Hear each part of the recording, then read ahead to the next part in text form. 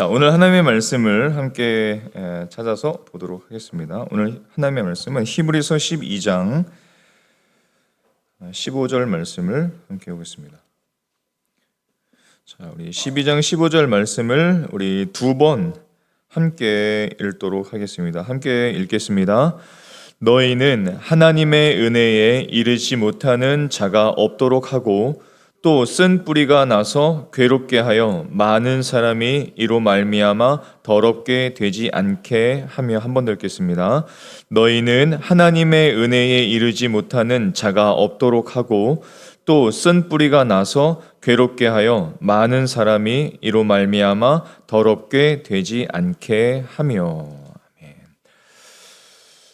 자, 지난 중고청 세대의 여러 가지 궁금증 중에 예상치 못했던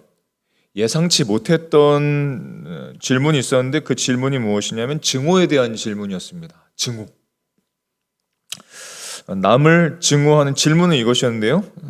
질문은 남을 증오하는 마음을 다스릴 수 있는, 일상에서 실천할 수 있는 현실적인 방법은 무엇일까요? 이것이 질문이었습니다. 자, 먼저 증오의 뜻을 생각해 보면 증오의 뜻은 아주 사무치게 미워하는 마음, 이것이 증오입니다. 이 분노와 증오가 조금 다른데 이 분노라는 것은 시간이 지나면 조금씩 누그러지는 것을 분노라고 하고, 대개 증오는 오히려 별다른 조치가 없을 때에는 시간이 갈수록 강력해지는 것이 증오라고 할 수 있습니다. 조금 다르죠. 그래서 어떻게 보면 분노보다 더한 것이 증오라고 할 수 있습니다. 아마도 우리 안에는 증오라는 것이 없는 사람은 한 명도 없을 거예요. 모든 사람이 증오의 마음을 다 갖고 있습니다. 자, 그렇다면 성경은 우리가 궁금했던 것처럼 성경은 증오에 대해서 어떻게 말씀하실까? 증오에 대해서 어떻게 말씀하실까? 성경적으로 증오에는 두 가지 측면이 있습니다. 하나는 긍정적인 증오가 있고 또 하나는 부정적인 증오가 있습니다. 두 가지가 공존하죠. 첫 번째로 긍정적인 증오가 있습니다. 긍정적인 증오라는 것은 간단히 말해서 하나님께서 증오하시는 것을 증오하는 것. 그러니까 하나님께서 증오하시는 것을 증오하는 것은 허용하십니다. 왜냐하면 이것은 내가 하나님과 함께하는 어떤 그런 올바르게 서 있다는 증거가 될 수 있습니다. 자, 시편 97편 10절의 말씀을 우리 같이 한번 읽어보겠습니다. 자, 시작. 여호와를 사랑하는 너희여, 악을 미워하라. 그가 그의 성도의 영혼을 보전하사 악인의 손에서 건지시느니라. 아멘. 여호와를 사랑하는 너희여, 무엇을 미워하라?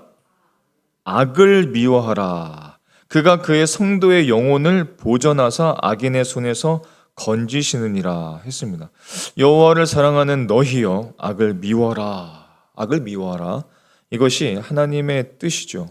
하나님께서 미워하시는 그 악을 나도 미워하는 것, 그런 증오는 긍정적인 증오예요. 그것은 하나님께서 우리에게 허용하시는 증오라고 할 수 있습니다. 자, 데살로니가전서 5장 22절의 말씀을 현대인의 성경과 새 번역까지 한번 쭉 같이 읽어볼게요. 자, 시작. 악은 어떤 모양이라도 버리라. 악한 것은 흉내도 내지 마십시오. 갖가지 모양의 악을 멀리 하십시오. 하나님께서 싫어하시는 악을 나도 미워하고 싫어하고 버리고 흉내도 내지 않는 것, 그 악에 대해서 증오하는 것, 미워하는 것은 하나님께서 허용하시는 증오, 성경에서의 긍정적인 증오라고 할 수 있습니다. 이것이 사실 그래요. 그러니까 주님을 더 사랑할수록, 하나님을 더 가까이 할수록, 동행할수록, 주님과 더욱 교제할수록, 하나님을 더 알아갈수록 우리는 우리의 삶 속에 있는 어떤 우리의 죄, 그리고 사회의 어떤 죄에 대해서 더욱더 자각하게 됩니다. 이것이 죄구나, 이것이 하나님께서 싫어하시는구나 라는 것을 언제 더 깊이 알게 되냐면 하나님을 더 가까이 하고 알고 그분의 마음을 알면 알수록 그 죄에 대해서 더욱더 자각하게 됩니다. 그리고 자각하게 되면서 그 죄를 어떻게 하냐면 싫어하게 됩니다. 그 죄를 미워하게 되는 것이죠. 그 죄를 증오하게 됩니다.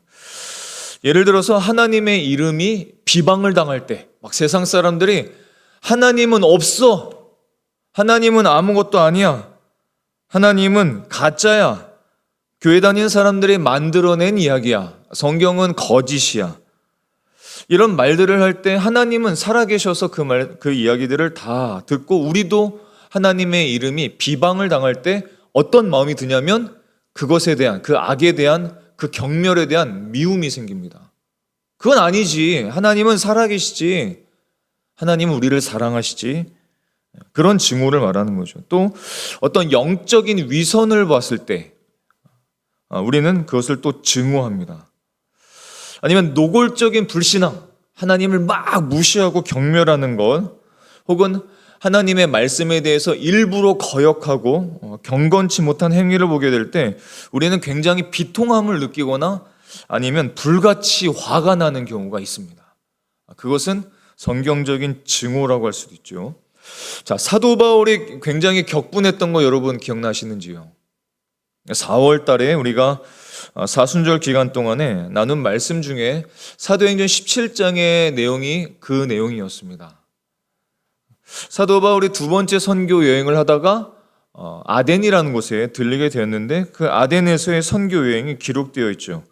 근데 그때 아덴은 아테네를 말하는데 이 아테네는 당시 사람들이 굉장히 동경했던 최고의 지성의 도시, 또 철학의 도시, 예술의 도시, 과학의 도시였어요. 그래서 그 아테네에 한번 가보는 것이 사람들에게는 꿈이었습니다.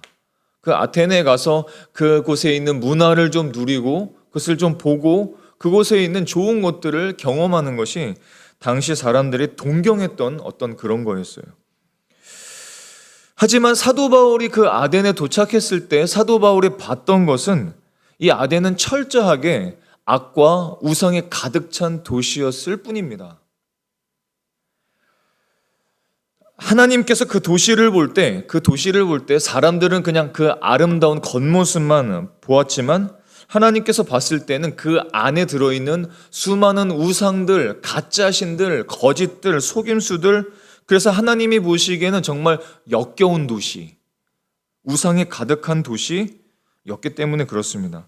자, 그래서 사도 바울이 그것을 보자마자 느끼고 격분을 했던 것이죠. 자, 사도행전 17장 16절까지 말씀을 우리 새한글 성경 버전까지 같이 읽어보겠습니다. 함께 읽겠습니다. 바울이 아덴에서 그들을 기다리다가 그 성에 우상이 가득한 것을 보고 마음에 격분하여 아테네에서 바울이 실라와 디모데를 기다리고 있는 동안에 바울의 영이 속으로 격분하였다. 아테네 곳곳에 우상이 들어차 있는 것을 알아차리게 되었기 때문이다. 하나님께서는 우상을 싫어하시죠. 하나님께서는 지금도 이 땅에 있는 우상들, 사람들이 섬기는 가짜신들, 그 우상들을 정말로 싫어하십니다. 역겹게 더럽게 생각하시죠. 가짜신, 생명이 없는 것들, 호흡이 없는 것들, 그 우상들을 싫어하세요. 아테네는 바로 그런 도시였습니다. 근데 사도 바울이, 성령이 충만했던 사도 바울이 그것을 알고 자각했기 때문에 하나님께서 격분하시듯이 사도 바울도 격분할 수밖에 없던 거예요. 그런 증오를 말하는 겁니다. 바울이 격분했다는 것은 성경의 기록이 여기에 유일하죠. 왜 격분했냐면 하나님이 격분하실 우상 숭배가 가득했기 때문에 그런 거예요.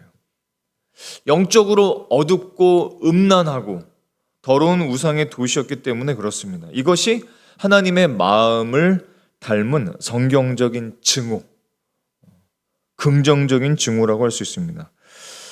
자, 그런데 성경에는 이런 긍정적인 하나님께서 증오하시는 것을 같이 증오하는 긍정적인 이 증오뿐만 아니라 하나님께서 우리에게 원하시지 않는 부정적인 증오도 있습니다. 하나님이 기뻐하시지 않는 증오, 부정적인 증오입니다. 이 증오는 어떤 증오이냐면 다른 사람들을 겨냥한 증오입니다. 사람들을 향한 증오. 어떤 죄, 어떤 악에 대해서 증오하는 것은 긍정적인 증오예요. 그것은 하나님께서도 증오하시고 우리도 증오하기를 바라시는 영적인 분별을 하는 그런 증오이지만 하나님께서는 우리에게 부정적인 이 증오, 어떤 것이냐면 사람들을 향한 증오를 하기를 원하시진 않습니다. 그것이 성경에서 금지하시는 증오예요. 자, 예수님께서 그를 따르는 많은 사람들을 산 중턱에다 다 모아놓고 하나님 나라에 대해서 알려주시고 하나님 백성의 삶이 어떤 것인지에 대해서 알려주시고 그 삶을 가르쳐 주셨습니다. 이것을 소위 산상수훈이라고 말을 하죠. 이것이 마태복음 5장에서부터 7장까지 쭉 나와 있어요. 산상수훈의 내용이 나와 있습니다. 그런데 이 산상수훈을 말씀해 주실 때 어떤 것에 대해서도 말씀해 주셨냐면 증오에 대해서도 말씀해 주셨습니다. 증오에 대해서 언급하셨어요. 마태복음 5장 22절의 말씀을 같이 읽어보겠습니다. 자, 시작.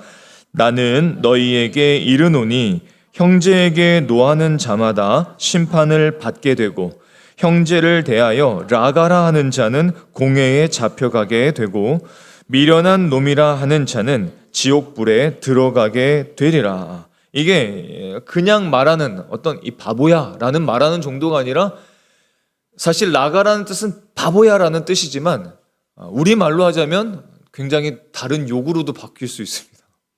이런 놈, 이런 설교 때니까 말하지 못하겠다.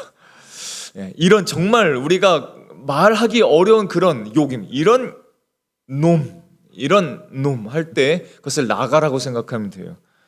이렇게 분노에 가득 차서 증오하면서 이런 욕을 하는 사람이 하나님 앞에는 아름답지 못하다는 겁니다. 이런 증오는 하나님께서 원하시지 않는다는 거예요. 우리가 주님 앞에 가기 전에 하나님께서 허락하신 사람들과 형제들과 화목하고 그것도 급히 화해하라고 명령하신 것입니다. 우리는 증오를 일으킨 사람에게만 보통 책임을 묻는 경우가 있습니다. 그렇죠? 어떤 증오가 생기게 되면, 분노가 생기게 되면 내 안에 증오를 일으킨 그 사람의 책임에 대해서만 우리가 생각하는 경우가 있지만 사실 증오는 결코 그런 것만은 아닙니다. 증오는 사실 내 안에 만들어지면서 내 마음을 아프게 만들 뿐만 아니라 나를 아주 병들게 하는 내 마음의 크나큰 죄라는 겁니다. 증오는 하나님이 기뻐하시지 않는 죄라는 것을 우리가 기억할 필요가 있습니다. 모든 증오스러운 행위, 모든 증오스러운 생각은 하나님의 눈에는 어떻게 보이냐면 마치 살인 행위와 같습니다. 그리고 그것은 심판의 때에 하나님께서 그것을 물으시겠다고 말씀을 하시죠. 하나님 앞에서 우리가 살아갈 때 우리 마음에 있는 이 증오의 상태는 굉장히 흉악한 것입니다. 그리고 나를 흉악하게 만들고 관계들을 흉악하게 만드는 것, 그것이 증오라는 겁니다. 증오라는 것은 내가 빛이 아닌 어둠 속에서 걸어가게 만드는 것, 그것이 증오예요. 우리가 빛 가운데 걸어가는 것을 한번 상상해 보세요. 그리고 그것과 비교해서 어둠 가운데 살아가는 것을 한번 비교해 보십시오. 어떤 것이 더 좋습니까? 어떤 것이 더 밝습니까? 어떤 것이 더 행복합니까? 근데 증오라는 것은 우리 마음에 가득 차면 찰수록 우리를 빛 가운데 살아가는 것이 아니라 어둠 가운데 몰고 가서 살아가게 만든다는 거예요. 그것이 증오라는 것입니다. 요한일서 2장 9절과 11절의 말씀을 우리 같이 한번 읽어보겠습니다. 자, 시작. 빛 가운데 있다 하면서 그 형제를 미워하는 자는 지금까지 어둠에 있는 자요, 그의 형제를 미워하는 자는 어둠에 있고 또 어둠에 행하며 갈 곳을 알지 못하나니 이는 그 어둠이 그의 눈을 멀게 하였음이라. 아멘. 처음에 예수님을 만날 때는 행복하고 즐겁고 하나님을 예배하는 것도, 누군가와 교제하는 것도, 만나는 것도 행복한데 이 마음에 예수님을 믿는 사람도 이 마음에 증오가 가득하게 되면 관계들이 망가져요. 그리고 자꾸 나를 어둠 속에서 걸어가게 만듭니다. 웃음을 잃어버려요. 미소도 잃어버리고 굉장히 마음이 늘 우울하게 됩니다. 마음이 늘 상처받은 상태로 걸어가게 돼요. 어둠 속에 걷고 있기 때문에 그 마음이 얼마나 아프고 두렵고 떨리겠습니까? 그것이 바로 하나님께서 원하지 않는 부정적인 증오, 다른 사람들을 향한 증오가 바로 그렇다는 것입니다. 최악의 경우에는 하나님을 믿는다고 계속해서 나도 스스로 말하고 사람들도 인정해 주지만 언제나 항상 이 안에 뭐가 있냐면 적의를 품고 오게 됩니다. 적의를 갖게 돼요. 그러나 성경은 이런 사람을 거짓말하는 사람이라고 선포하세요. 요한일서 4장 20절 말씀을 같이 한번 읽어보겠습니다. 시작. 누구든지 하나님을 사랑하노라 하고 그 형제를 미워하면 이는 거짓말하는 자니 보는 바 그 형제를 사랑하지 아니하는 자는 보지 못하는 바 하나님을 사랑할 수 없느니라. 아멘. 하나님을 사랑하는 것과 다른 영혼을 사랑하는 것은 연관되어 있다는 것입니다. 실제로 그래요. 내가 하나님을 사랑하고 하나님과 함께하는 것이 즐거울 때에는 막 많이 용서해요. 용서하고 용납하고 받아주고 합니다. 근데 내가 하나님과 좋은 관계가 아닐 때에는 쉽게 용납했던 것도 용납이 잘 안 돼요. 용서가 잘 안 됩니다. 증오가 점점 가득 차게 됩니다. 그런데 우리가 사람들을 속일 수는 있지만 하나님을 속이지는 못한다는 겁니다. 그래서 얼마나 많은 믿는 사람들이 수년 동안 혹은 수십 년 동안, 어른들은 수십 년 동안 겉으로는 모든 것이 괜찮은 것 같으면서도 사실은 다른 어떤 누구에게 적의, 증오를 품고 있으므로 하나님 앞에 합당하지 못한 삶을 살아가고 있다는 것이죠. 그것은 굉장히 슬픈 내용입니다. 그래서 이 증오라는 것은 우리 마음과 생각을 갉아먹고 응어리를 계속 만들어내고 생산해내고 우리를 파괴하는 마치 독과 같습니다. 증오는 독과 같아요. 그렇다면 여러분들이 질문했던 그 처음 질문으로 돌아가 볼게요. 그렇다면 어떻게 해야 될까요? 모든 사람들에게 이 증오가 있고 증오가 싹트고 증오가 강력해지고 있을 때 우리는 어떻게 해야 될까요? 어떤 현실적인 방법이 있을까요?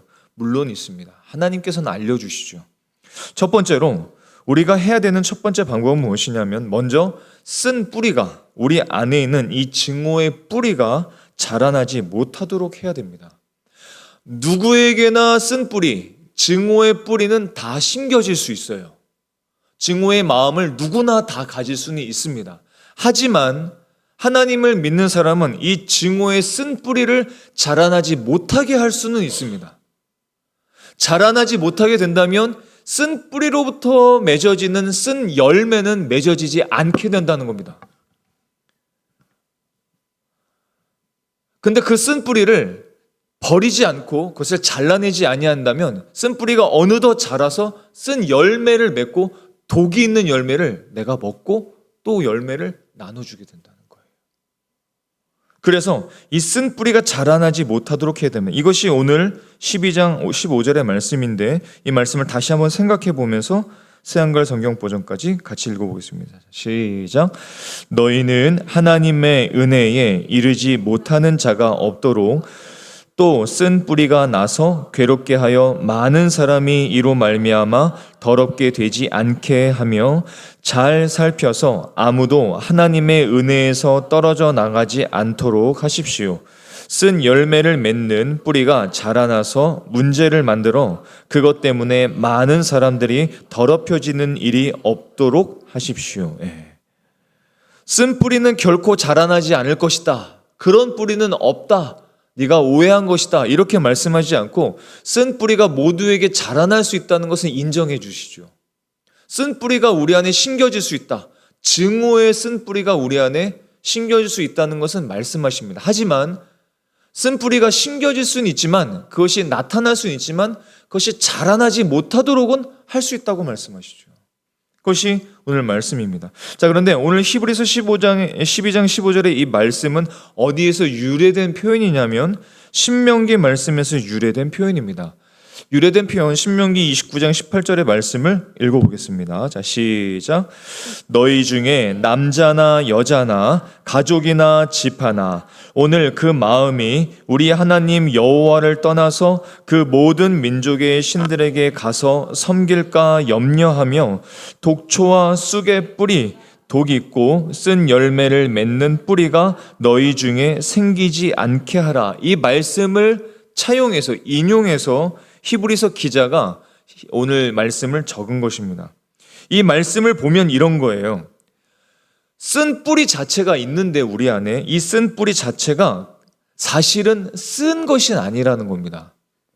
뿌리 자체가 쓰다는 것이 아니라 그 뿌리를 그냥 내버려 두면 그 열매가 결국은 자라나서 독성이 있는 쓴 열매를 맺는다는 겁니다. 쓴 열매는 독성이 있다는 것이고 이 쓴 열매는 어떻게 보면 어떤 사람에게는 골마 터진 분노일 수 있어요. 골마 터진 분노. 아니면 그에 준하는 어떤 다른 것이 이 마음속에 있을 수 있습니다. 문제는 그것이 무엇이냐면 그것이 굉장히 치명적이라는 겁니다. 이 시대와 사회 속에서 굉장히 많이 일어나는 범죄들, 정말 말할 수 없는 범죄들이 지금 이 땅에 정말 많이 일어나고 있지요. 정말 말로 할 수 없는 범죄들, 진짜 예배 시간에 표현할 수 없는 범죄들, 별의별 범죄들이 정말 중학생, 고등학생, 청년, 장년이 이르기까지 정말 너무 비일비재합니다. 그런데 그 원인을 막 찾고 들어갈 때 어떤 것들이 공통점인가요? 항상 어떤 상처, 어떤 아픔, 그것을 내버려 뒀을 때, 그것이 커졌을 때 결국은 큰 쓰디쓴 독과 같은 열매를 맺는다는 거 아닙니까? 성경도 그것을 인정하시죠. 그것을 말씀해 놓고 있는. 그래서 그 쓴 뿌리를 제거해야 된다고 말씀하세요. 자라나지 못하게 해야 된다고 말씀하십니다. 자, 이 중요한 질문이 하나 있습니다. 중요한 질문은 무엇이냐면 치명적인 이 쓴 열매가 나오도록 하는 뿌리가 과연 뭘까요? 이 쓴 뿌리는 도대체 뭘까요? 이 쓴 뿌리의 정체를 우리가 분명하게 기억하셔야 됩니다. 자, 우리는 이 쓴 뿌리를 보통 어떻게 생각하냐면 내가 당한 어떤 억울한 일, 아픈 일, 억울함이나 내가 당한 어떤 상처, 그것을 내 안에 들어온 쓴 뿌리라고 생각하는 경향이 예전부터 많이 있었어요. 그렇죠. 하지만 성경은 그렇게 말씀하신 적이 없습니다. 그렇다면 쓴 뿌리, 그 도대체 뿌리, 쓴 열매를 맺어지게 하는 그 쓴 뿌리의 원인, 도대체 정체는 뭘까요? 그것을 오늘 말씀을 인용했던 신명기 29장 18절 말씀 다음 말씀, 신명기 29장 19절의 말씀을 보면 그 쓴 뿌리의 정체가 나타나 있습니다. 자, 한번 읽어볼까요? 29장 19절의 말씀 같이 읽어보겠습니다. 시작.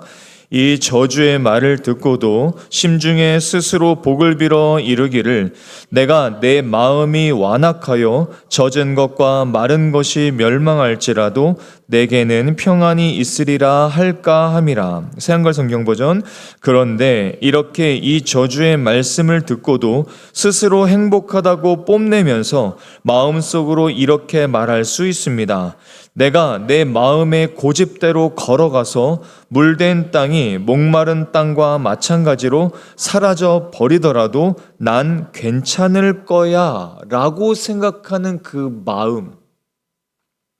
자, 하나님께서 이렇게 하면, 이것을 다 좀 생략해서 말씀드릴게요. 이렇게 되면, 이렇게 하면, 그렇게 되면 축복의 땅 혹은 저주의 땅을 가게 될 거야 라는 말씀을 주셨을 때 어떤 사람이 이런 생각을 하는 겁니다. 나는 괜찮아. 내 안에 갖고 있는 이 나쁜 마음, 다른 사람들을 증오하는 이 마음을 그냥 내버려둬도 나는 하나님의 백성이니까 괜찮아. 하나님은 나를 심판하지 않을 거야. 내가 증오하는 마음을 좀 갖고 있어도 하나님은 나를 벌하시지 않을 거야 라고 생각하는 굉장한 교만. 그 증오의 마음을 그냥 내버려 두어도 괜찮다라고 생각하는 그릇된 평안함. 증오의 마음을 그냥 내버려둬도 하나님께서는 나를 괜찮으실 거야 라고 생각하는 그런 자신의 생각, 그 생각이 쓴뿌리라는 겁니다. 누구나 이 쓴뿌리가 생겨날 수 있지만 우리는 이렇게 생각해서는 안 된다는 겁니다. 내가 하나님의 백성이고 나는 억울한 일을 당했고 나는 아픈 일을 당했고 난 슬픈 일을 당했으니 나는 이러한 마음을 가져도 돼 라고 생각하는 그 그릇된 마음이 쓴뿌리라는 거예요. 이것을 내버려두면 결국은 쓴 열매를 맺고 만다는 뜻입니다. 하나님 앞에 그런 마음을 자라지 못하게 해야 된다는 거예요. 완악한 내 마음을 자꾸 자라지 못하게 해야 된다는 것입니다. 내 마음이 완악할지라도 내가 어떤 일을 당해서, 아픈 일을 당해서 그 일 때문에 내 안에 나쁜 마음과 감정이 생기더라도 그건 당연한 거지, 그것은 괜찮은 거지, 나는 어쩔 수 없는 거지 라고 생각하는 그 완악한 마음, 그 마음을 그냥 내버려 두는 것이 쓴뿌리라고 말씀하시는 거예요. 내 마음이 완악할지라도 내게는 구원이 있을 거야, 내 안에 평안이 있을 거야 라고 생각하는 그 쓴뿌리, 내가 하나님 안에 있으니까 나는 이런 완악한 마음을 가지고 있어도 괜찮아, 하나님의 심판에서 나는 안전해 라고 생각하는 그릇된 생각이 쓴뿌리라는 겁니다. 이런 내 고집스러운 마음과 완악한 마음, 그것이 쓴뿌리가 되어서 결국은 극심한 슬픔을 나한테 주고 독이 퍼지는 것 같이 악영향을 주게 된다는 것입니다. 쓴뿌리에 굴복해서 내 마음을 그 감정이 지배받게 그냥 내버려 두면 점점 화해하는 것은 멀리하게 되고 감정이 결국은 폭발하게 됩니다. 그래서 하나님은 그것을 우리 마음에 자라나지 못하게 하라고 말씀하세요. 우리 안에 있는 딱딱하고 완악한 마음을 버리라고 말씀하십니다. 그것이 쓴뿌리예요. 자, 에베소서 4장 31절의 말씀을 우리 같이 한번 보겠습니다. 자, 시작. 너희는 모든 악독과 노함과 분냄과 떠드는 것과 비방하는 것을 모든 악의와 함께 버리고, 악독과 노함과 분냄과 떠드는 것과 비방하는 것과 그것을 일으키는 내 마음. 어떤 누군가가, 어떤 사회가, 어떤 존재가, 어떤 악이 나에게 그렇게 했기 때문에 나는 이렇게 되었어. 나는 어쩔 수가 없었어. 그렇게 생각하는 부정적인 마음, 악독한 마음, 노하는 마음, 분내는 마음, 떠드는 마음, 누군가를 비방하는 마음이 결국은 다 나에게 쓴뿌리가 된다는 겁니다. 그것이 나에게 다 쓴뿌리가 돼서 그것이 결국은 자꾸 자라나게 내버려 두면 쓰디쓴 열매를 맺을 수밖에 없다는 거예요. 이것에 대한 예는 너무나 많습니다. 사울 왕을 한번 생각해 보세요. 사울 왕이, 다윗이 굉장한 인기를 얻었습니다. 다윗이 어렸을 때부터 전쟁을 잘하고 골리앗을 막 때려 눕히고 이러면서 다윗이 인기가 굉장히 많아졌죠. 이때 사울 왕이, 자기는 왕이에요. 다윗은 아직 왕도 안 된 상태입니다. 다윗을 보고 질투를 시작하죠. 증오하기 시작합니다.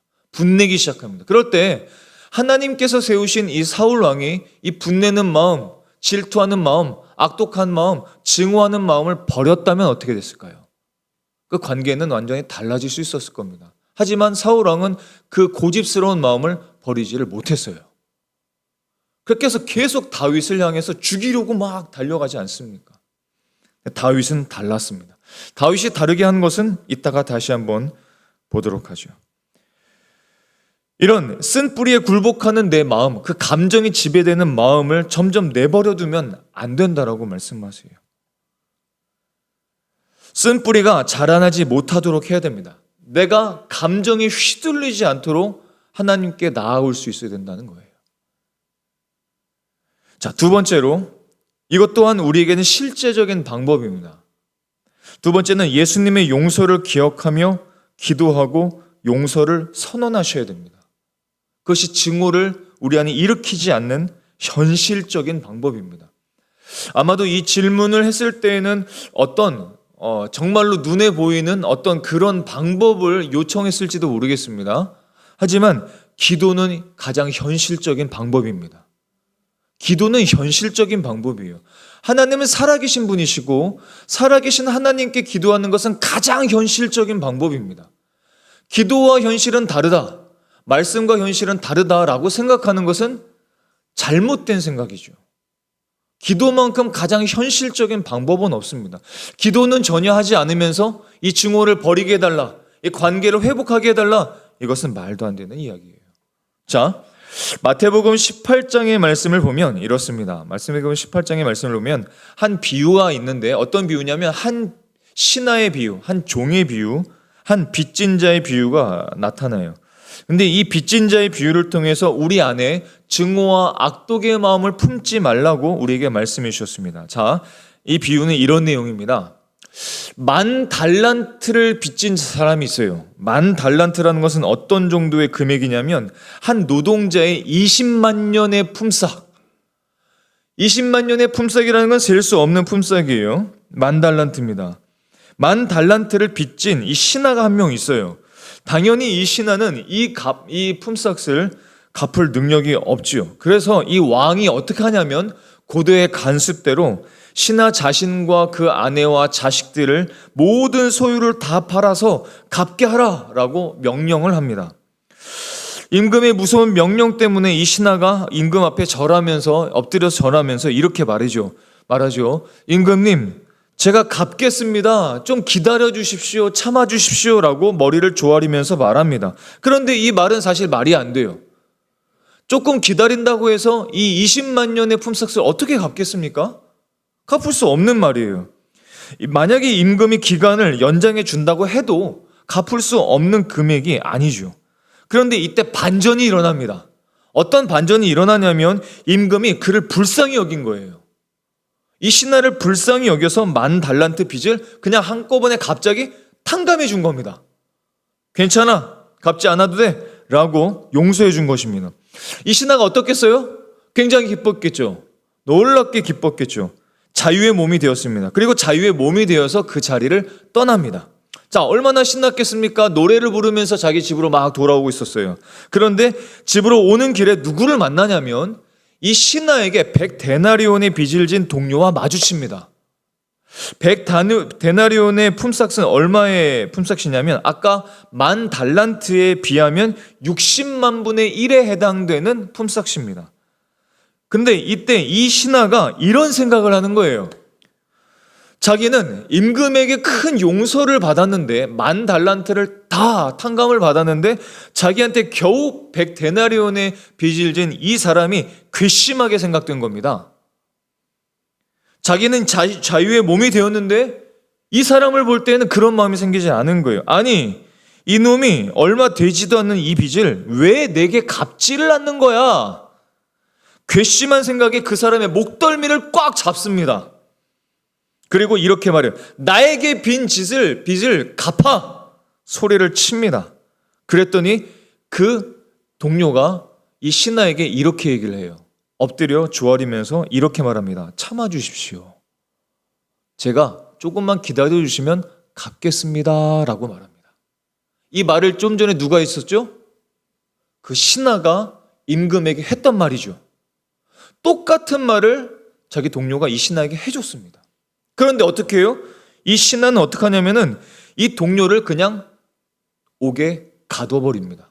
이 괘씸한 것, 100데나리온의 품삯을 안 갚는 것 하면서 옥에 가둬버립니다. 그런데 임금이 이 사실을 알게 되죠. 임금이 이 사실을 알게 되고 진노를 하게 됩니다. 아니, 내가 너를 10,000달란트를 다 탕감시켜줬는데 너는 겨우 100데나리온의 빚을 탕감시키지 않아줬다고? 말도 안 돼.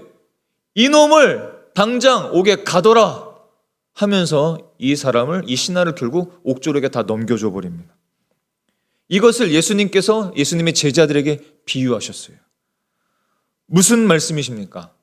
무슨 비유겠어요? 너희들은 갚을 수 없는, 정말 갚을 수 없는 은혜를 받은 사람이라는 겁니다. 저와 여러분이 우리가 구원을 받았다는 것, 하나님의 자녀가 되었다는 것, 예수님의 제자가 되었다는 것, 하나님께 예배를 드리는 사람이 될 수 있었다는 것, 우리가 하나님을 깨닫고 하나님의 말씀을 이해하고 하나님의 말씀을 깨달을 수 있는 사람이 되었다는 것은 정말로 놀라운 은혜, 10,000달란트의 빚을 탕감받은 은혜라는 것입니다. 그런데 그 은혜를 우리가 받았는데 우리는 그 은혜를 받고 왜 다른 사람을 향해서 너는 왜 빚을 갚지를 않는 거야? 용서를 하지 않는다면 그것이 어떻게 된 일이냐? 나는 너를 용서해 줬는데 너는 왜 그 사람을 용서하지 않느냐? 왜 증오하느냐? 왜 그렇게 분노하느냐? 라고 예수님께서 비유로 말씀해 주신 거예요. 여러분, 우리가 구원을 얻었다, 교회를 다니는 사람이 되었다, 예수님을 믿는 사람이 되었다, 하나님의 자녀가 되었다는 것은 그냥 공짜로 얻은 게 아닙니다. 예수님께서 저 십자가에서 자신의 모든 것을 내어놓으시고 십자가의 못을 박히면서 그 핏값으로 우리를 사신 것입니다.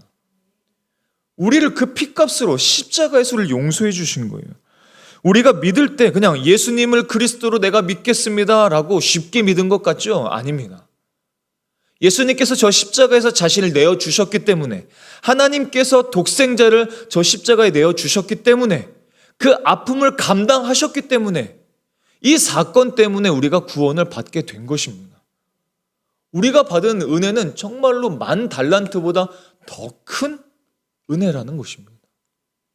우린 그런 은혜를 받았는데, 그런 빚을 다 탕감받은 사람들인데, 사망, 죄, 사단의 종, 죄의 종, 사망의 그늘 안에서 평생 살아가다 영원히 살아갈 수밖에 없는 그 인생을 구원해 주셨는데 왜 너희들은 그 증오와 분노를 계속 갖고 있느냐라고 말씀하시는 거예요.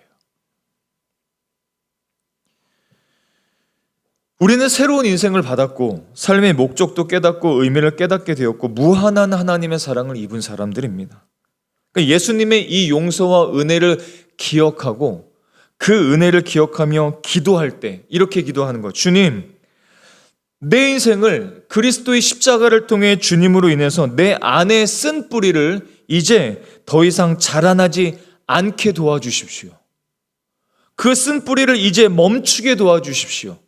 나를 가해했던, 나에게 어떤 큰 일을 했던 그 가해자를 내가 용서하기로 결단합니다. 주님, 나를 용서해 주셨으니 나도 그를 용서하겠습니다. 내 안에 쓴 뿌리를 이제 자라나지 못하게 내가 하겠습니다. 나를 도와주십시오. 이렇게 예수님의 십자가의 용서를 기억하고 기도하고 그 용서를 내가 선언할 때, 그 용서를 내가 선포할 때 이것보다 더 현실적인 방법은 없습니다. 기도할 때 쓴 뿌리가 자라지 않도록 하나님께서 나를 도와주시고, 이 쓴 뿌리가 내 안에서 자꾸 자라나서 결국 쓴 열매가 맺어지지 않도록 성령께서 잘라내 버려 주시고, 내가 그 사람을, 그 가해자를 용서하고 용납할 수 있도록 내 마음을 바꿔주신다는 것입니다.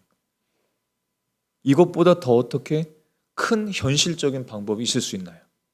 하나님이 하시는 게 쉽겠습니까? 내가 하는 게 쉽겠습니까? 하나님이 용서해 주시는 그 용서와 내가 하고 싶은 용서가 어느 것이 더 쉽겠습니까? 하나님의 능력을 힘입어서 용서하는 것과 내 힘으로 용서하는 것 어느 것이 쉽겠습니까? 당연히 하나님 앞에 기도해서 하나님의 힘을 공급받아서 용서하는 것이 쉽지 않겠습니까? 그것을 우리가 감당해야 한다는 것이죠. 예수님의 용서를 기억하고 또 기도하고 우리가 선언을 할 때 하나님께서 저와 여러분을 도와주실 것을 믿으실 수 있기를 바랍니다. 예. 자, 세 번째로 우리가 실천할 수 있는 한 가지의 더 방법이 있습니다. 그 방법은 무엇이냐면 다른 믿는 자들과 교제하면서 용서하는 훈련을 자꾸 하는 겁니다. 여러분, 용서도 훈련이에요. 용서도 자꾸 훈련하는 법을 배워야 됩니다. 그래서 에베소서 4장 32절의 말씀을 보면 에베소 교회에 있는 사람들에게 사도 바울이 편지를 통해서 그 안에서 증오하고 분노하는 서로의 관계를 다 알고 있었던 사도 바울이 이것을 명령했습니다. 뭐라고 명령했어요? 서로 친절하게 하며 불쌍히 여기며 서로 용서하기를 하나님의 그리스도 안에서 너희를 용서하심과 같이 하라. 자꾸 훈련하라는 거예요. 자꾸 용서하는 법을 실천해 보라는 것입니다. 실천하지 않고 우리 안에 일어나는 증오와 분노를 해결할 방법은 없습니다. 다른 방법은 없어요. 다른 현실적인 방법은 없습니다. 그러나 내가 믿는 자들 안에서, 이 공동체 안에서 그것을 자꾸 훈련하고 자꾸 용납하고 자꾸 용서하게 될 때 그것이 그 관계가 더욱더 넓어지게 됩니다. 쓴 뿌리와 그 산물에 대해서 대처하는 방법을 알려주신 것이죠. 자, 히브리서 12장 15절의 말씀을 우리 한 번 더, 오늘 말씀이지만 한 번 더 읽어보겠습니다. 자, 시작. 하나님의 은혜에서 떨어져 나가는 사람이 없도록 주의하십시오. 또 쓴 뿌리가 돋아나서 괴롭게 하고 그것으로 많은 사람이 더러워지는 일이 없도록 주의하십시오. 하나님의 은혜를 받는, 공급받는 공동체와 그 장소에서 떨어지지 않도록, 그리고 그 공동체 안에서 자꾸 용납하고 용서하는 법을, 그리고 지혜를 자꾸 구해야 된다는 말씀입니다. 그때 성령님께서는 우리 안에서 그 증오와 분노에 대해서 어떻게 지혜롭게 대처할 수 있도록 우리를 도와주신다고 말씀하시는 것이죠. 그래서 로마서 12장 17절에서는 우리에게 이렇게 말씀하시죠.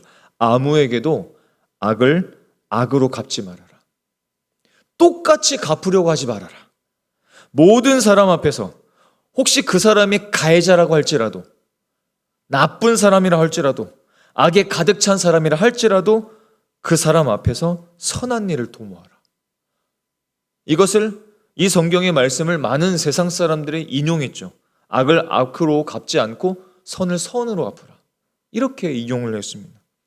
데살로니가서 5장 15절에서는 이렇게 말씀하시죠. 삼가 누가 누구에게든지 악으로 악을 갚지 말게 하고 서로 대하든지 모든 사람을 대하든지 항상 선을 따르라. 선을 행동하라. 선을 실천하라 라고 말씀하셨습니다. 이것이 가장 현실적인 방법은 아닐까요?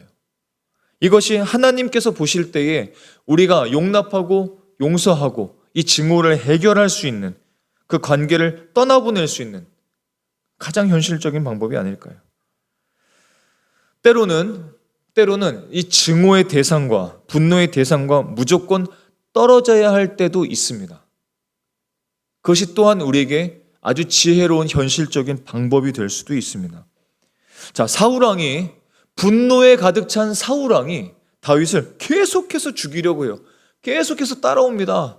따라와서 계속해서 죽이려고 해요. 증오와 분노가 가득 차 있습니다. 그때 사울에겐 다윗이 증오의 대상이었죠. 똑같이 다윗에게도 사울왕이 증오의 대상이 될 수 있었습니다. 그렇죠. 다윗에게도 사울왕이 계속 나를 죽이려고 쫓아오니까 저 사울왕만 보면 정말 죽이고 싶지 않겠어요? 증오의 대상이 되고 싶지 않겠어요? 근데 다윗은 그렇게 결정하지 않습니다. 그렇게 결정하지 않아요. 사울왕을 죽일 기회가 몇 번이나 있었는데 다윗은 사울왕을 죽이질 않습니다. 보복하기를 결정하지를 않습니다. 보복하기를 결정하지를 않아요. 그 사울왕을 보복하기를 거부했습니다. 왜? 하나님께서 세우신 사람이었기 때문에.